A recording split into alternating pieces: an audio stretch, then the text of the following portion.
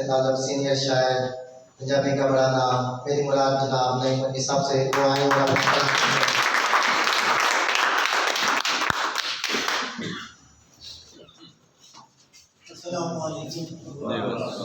सब तो पहले मैं कलमे वफार पाशा के सारे मिलरानों सारे दोस्तों मुबारकबाद देना कि उन्होंने बहुत जानदार शानदार तकरीब का इनाकात किया। ये जिन्ने भी लोग पढ़ने आए यकीनन सारे काबिल सताइश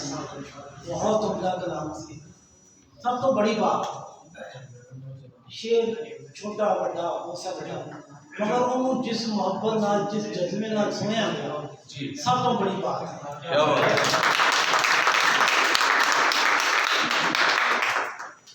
अफरा तफरी नफसा नफसी के दौर यो महफिल करना बहुत जरूरी ने अगरचे बहुत घट ने वो के जख्म जो भी है मेरे बेकारी है जिंदगी फिर भी मुझको प्यारी है हम नफस आके दो घड़ी हंस लें रोते रहने को उम्र सारी।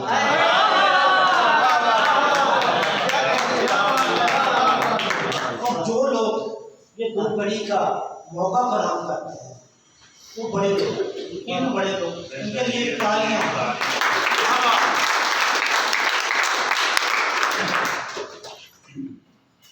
बाकी मैं खासी मुश्किल में हूँ अपनी उस घबराहट पे काबू पाने की कोशिश कर रहा हूँ क्योंकि बदर सिमाब और गौहर वरियों के बाद पढ़ना ऐसा मुश्किल काम है। बहरहाल मुझे जिम्मेदारी ऐसी नहीं मिला के बढ़िया साहब ता उजाले ने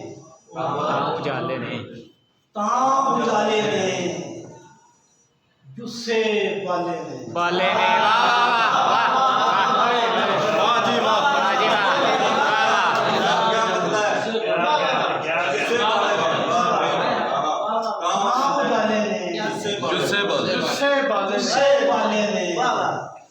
गूंगे कर छड़िया बोलन वाले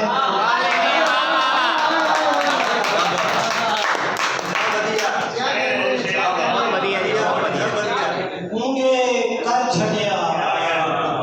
बोलन वाले ने क्या तारीफ की है बड़े साहब। पेंडे सन छाले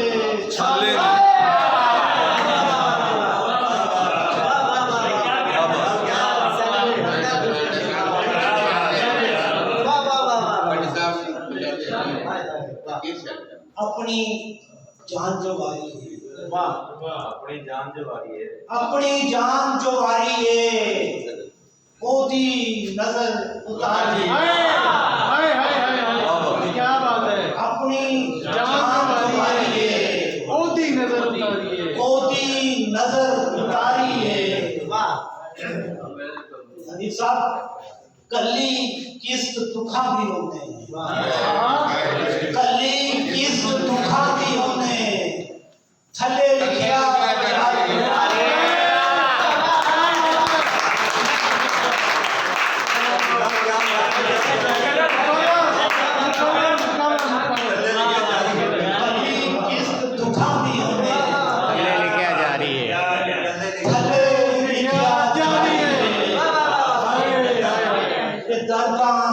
बूटे दिते ने लेखा पी क्या बात है। सीने दे विच खबे सीने दे विच खबे दुखां दी अलमारी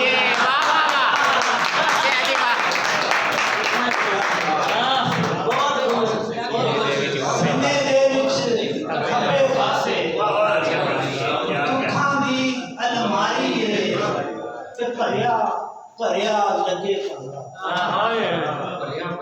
भरिया लगे तांगा बैठी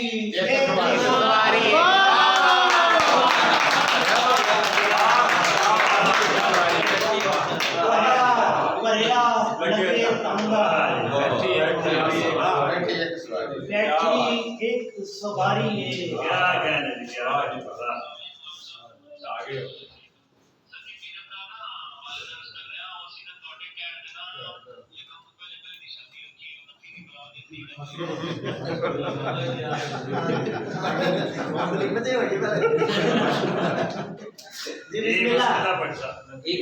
ਤੁਹਾਨੂੰ ਸਾਰਿਆਂ ਨੂੰ ਦਾਓ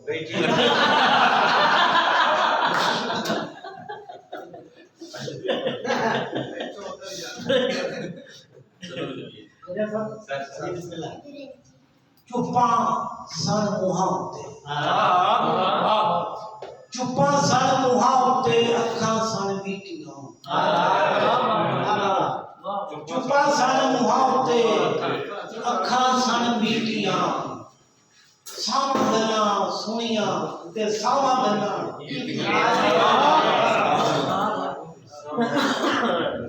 ਸਾਡੀਆਂ ਸੀ ਨਬਜ਼ਾਂ ਸਭ ਉਹਦੇ ਵਿੱਚ ਹੱਥਾਂ ਸਾਡੀਆਂ ਸੀ ਨਬਜ਼ਾਂ ਸਭ ਉਹਦੇ ਵਿੱਚ ਹੱਥਾਂ ਦੇ ਅੱਖਾਂ ਨਾਲ ਚੀਰਾਂ ਲਾਈਆਂ ਬੁੱਲਾਂ ਨਾਲ ਸਿੱਧੀ ਤੇ ਉਹਦੇ ਅੰਗ ਅੰਗ ਵਿੱਚੋਂ ਮੈਂ ਬਰਸਾਤਾਂ ਸਾਂ ਉਹਦੇ ਅੰਗ ਅੰਗ ਵਿੱਚੋਂ ਮੈਂ ਬਰਸਾਤਾਂ ਸਨ ਅਸਾਂ ਵੀ ਤੇ ਟੀਕਾਂ ਲਾ ਕੇ ਪੁੱਕਾਂ ਨਾਲ